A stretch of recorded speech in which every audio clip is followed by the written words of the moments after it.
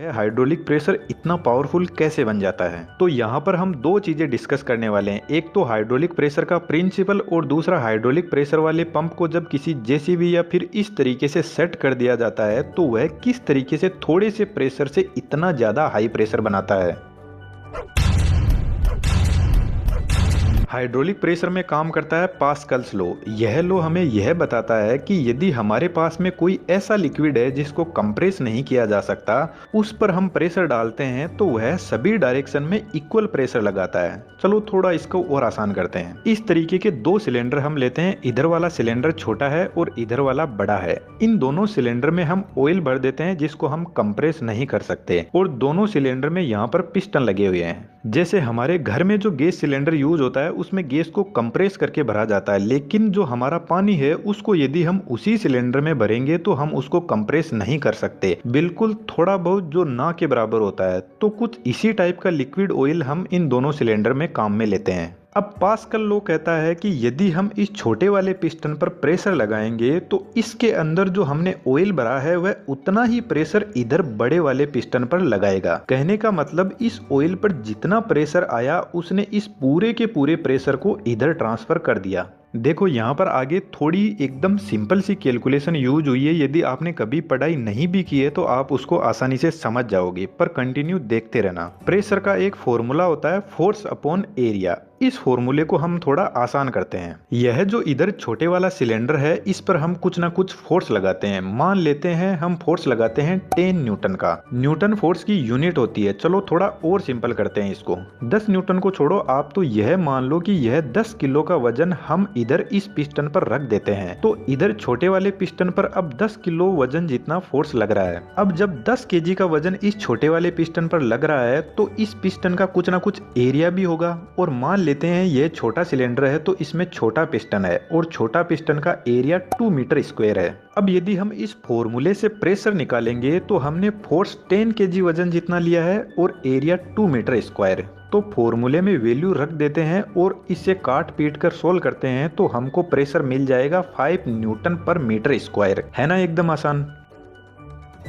चलो अब बड़े वाले सिलेंडर पर आते हैं। हमारे पास में प्रेशर आया 5 न्यूटन पर मीटर स्क्वायर। अब पास्कल लॉ तो यही कहता है कि यही 5 न्यूटन पर मीटर स्क्वायर का प्रेशर बड़े वाले सिलेंडर पर भी लगेगा। तो इसी फॉर्मूले में प्रेशर को रख लेते हैं 5 न्यूटन पर मीटर स्क्वायर। और अब यदि सिलेंडर बड़ा है तो इसका एरिया भी बड़ा होगा, और मान लेते हैं इसका एरिया है 10 मीटर स्क्वायर। अब इस फॉर्मूले के हिसाब से आप मुझे यह बताओ कि यहाँ पर मैं कितना वेट रखूं ताकि मेरा प्रेशर 5 न्यूटन पर मीटर स्क्वायर आ जाए। तो एकदम सिंपल सी बात है, 50 रखूंगा तो 50 डिवाइडेड बाई 10 और मेरे को प्रेशर मिल जाएगा सेम टू सेम वही 5 न्यूटन पर मीटर स्क्वायर।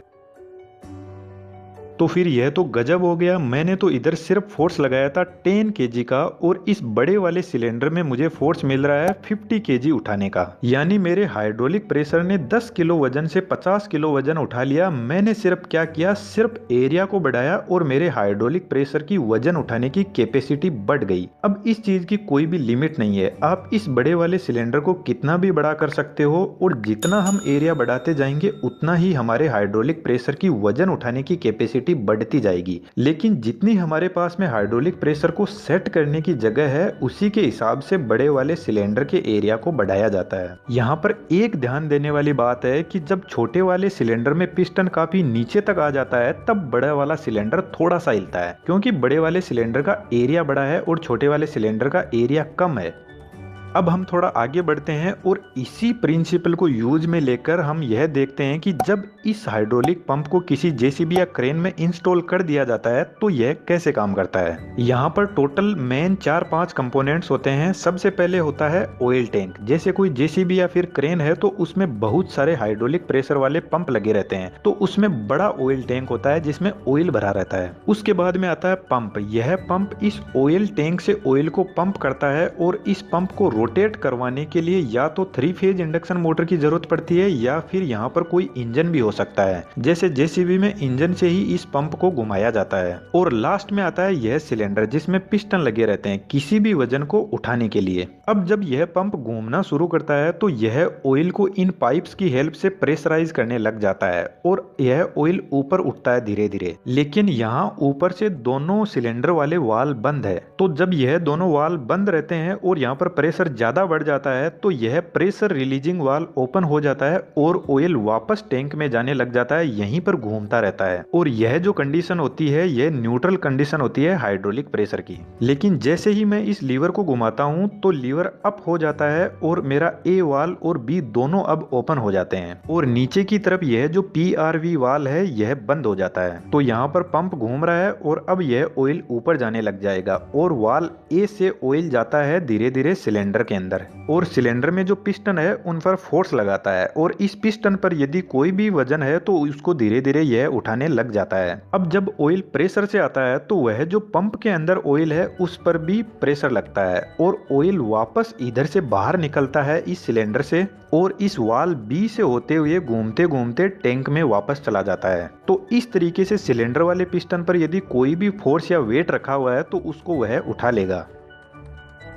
अब इसके आगे कंडीशन आती है जब हम लीवर को वापस डाउन करते हैं, तो इस केस में वाल्व बी से ऑयल जाता है सिलेंडर के अंदर और पिस्टन के ऊपर फोर्स लगाता है और पिस्टन को वापस डाउन लेकर आता है और इधर नीचे वाले पॉइंट से सिलेंडर से वापस ऑयल बाहर निकलता है और वाल्व ए के पास में आता है और इधर से घूमते घूमते वापस ऑयल टैंक के अंदर ऑयल चला जाता है और हमारा पिस्टन वापस डाउन पोजीशन में आ जाता है। तो इस तरीके से यह जो पूरा हाइड्रोलिक प्रेशर होता है यह काम करता है और इसके पीछे जो पास्कल्स लॉ है वह काम करता है। तो मेरे ख्याल से आपको हाइड्रोलिक प्रेशर की वर्किंग और प्रिंसिपल दोनों अच्छे से समझ में आए होंगे और मैं आपसे यही कहूंगा कि चैनल